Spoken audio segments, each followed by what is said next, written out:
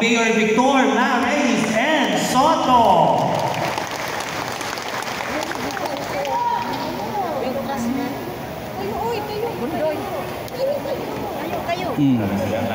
Magandang umaga po sa ating lahat. Upo lang po kayo, baka mapagod po kayo. Kamusta po ang mga kababaihan natin? Maraming salamat sa pakikilahok sa ating Women's Summit. Maraming salamat siyempre sa GAG office natin sa pamumuno. Ibang bisita rin po tayo.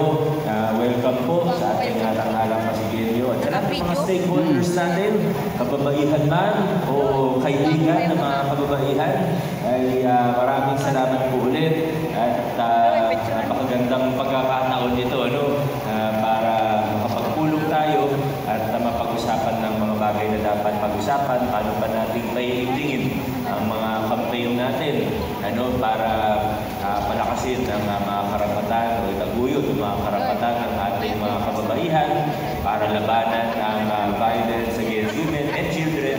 At marami pa pong iba. Sigurado akong magiging makabuluhan. Sigurado po akong magiging produktibo ang araw na ito. Yung iba siguro, parating pa lang din. Pero inaasahan po natin na magiging maayos, makabuluhan at produktibo ang ating mga pag-uusapan. Higit sa lahat, gusto natin makagawa ng gusto natin maitaguyod ang isang lungsod kung saan ang mga kababaihan natin ay kapag may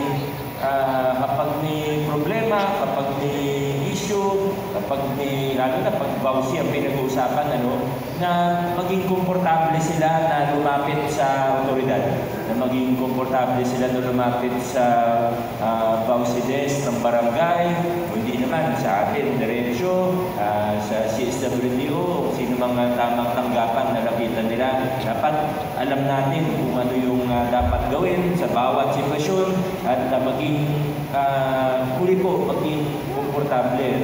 At minsan kasi may mga issue po tayo na hindi napag-usapan, hindi nasusolusyonan, inaagapan dahil natatakot tayo. Natatakot tayo na baka kamag-anak sa desk na lalapitan natin. Minsan naman natatakot na baka mapahiya. Minsan naman natatakot na mapag-usapan, yung chismis, diba? Yan ang mga bagay na dapat mawala na sa ating lipunan para maproteksyonan natin. At higit sa maproteksyonan, alam naman natin na ang mga kababaihan, napakalaking bahagi ng kanilang mga role o ating katungkulan sa lipunan. Kung hindi aktibo, pati sa ating pag-gobyerno, huwag na tayong mag-iba. Marami tayong pwedeng pag-usapan, pero doon na lang sa pag-gobyerno.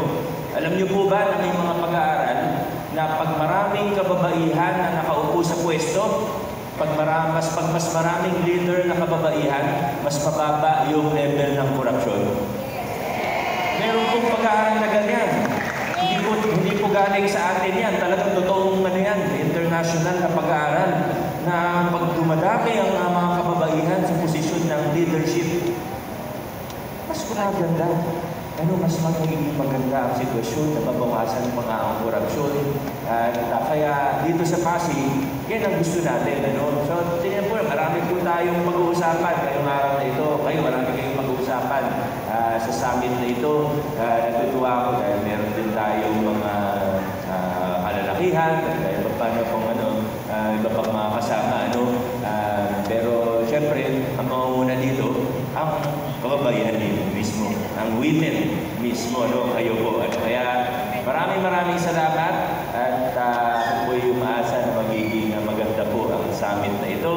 At makikibalita na lang po ako sa lahat ng mga topic at higit sa mga topic na pag-uusapan, ano yung magiging mga output natin, paano pa tayo makakapag-improve, paano pa natin mapa-iigting yung mga nasimulan na rin natin. Muli po, maraming salamat. Duman po ako para makabati sa inyo at para pasalamatan kayo. Congratulations sa lahat ng membro at participants ng ating summit. God bless. Enjoy the rest of the day po.